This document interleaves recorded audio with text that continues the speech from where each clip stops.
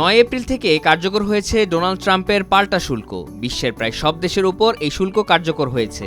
8 April চীনের শুল্ক হার বৃদ্ধি করেছেন ট্রাম্প, ফলে চীনের শুল্ক বেড়ে দাঁড়িয়েছে 104%।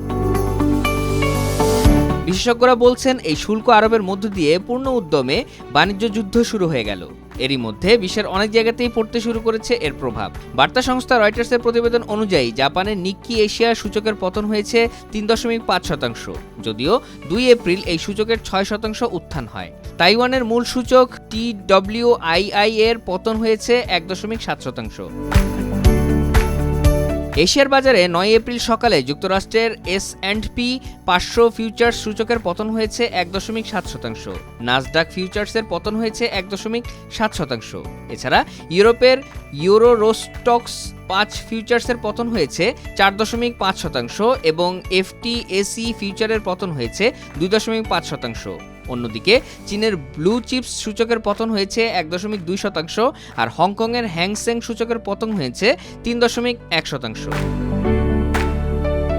8 এপ্রিল এশিয়ার বাজার কিছুটা ঘুরে দাঁড়িয়েছিল।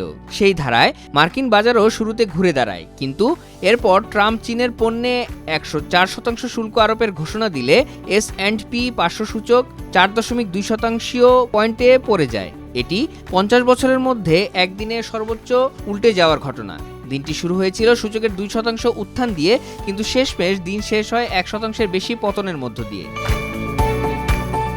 ট্রাম্পের 104% শুল্ক আরোপের ফলে চীনের অর্থনীতি নিয়ে গভীর উদ্বেগ তৈরি হয়েছে। বিশ্বের বৃহত্তম তেল আমদানিকারক দেশ চীন, ফলে 9 এপ্রিল বিশ্ববাজারে তেলের দাম 4%-এর বেশি কমেছে।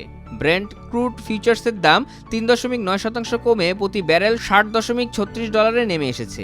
সেই সঙ্গে WTI ক্রুডের দাম 4.4% হ্রাস পেয়ে প্রতি ব্যারেল $56.96 নেমে এসেছে। রয়টার্সের রিপোর্ট অনুযায়ী 9 এপ্রিল যুক্তরাষ্ট্রের বাজারে দীর্ঘমেয়াদী বন্ডের সুদ হার কিছুটা বেড়েছে। মূলত বিনিয়োগকারীরা অন্য খাতের ক্ষতি পুষিয়ে নিতে দীর্ঘমেয়াদী বন্ড বিক্রি করে দিচ্ছেন। এ কারণে বন্ডের সুদ হার এভাবে বাড়ছে। সেই সঙ্গে স্বল্পমেয়াদী বন্ডের সুদ হারও বেড়েছে। শিগগিরই ফেডারেল রিজার্ভ নীতি সুদ হার কমাবে, এই আশাবাদ থেকে বাজারে স্বল্পমেয়াদী বন্ডের সুদ হার বেড়েছে।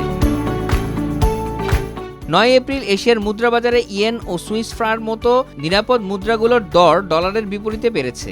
ইয়েনের বিপরীতে ডলারের দরপতন হয়েছে 0.6% এবং সুইস ফ্রাঁর বিপরীতে বেড়েছে 0.5%।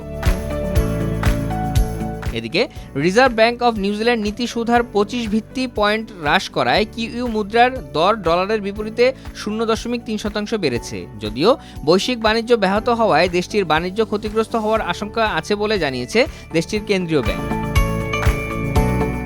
মার্কিন ডলার অবশ্য ভারতীয় মুদ্রার বিপরীতে শক্তিশালী হয়েছে।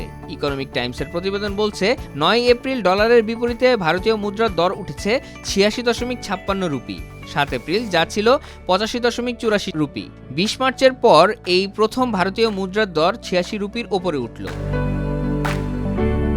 এছাড়া বিশ্ববাজারে বেড়েছে স্বর্ণের দাম। এই ঘোর অনিশ্চয়তার সময় স্বর্ণের দাম বাড়বে, সেটাই স্বাভাবিক। যদিও 2 এপ্রিলের পর স্বর্ণের দামও পড়ে গিয়েছিল। 9 এপ্রিল আউন্স প্রতি স্বর্ণের দাম আবার $3000 পেরিয়ে গেছে।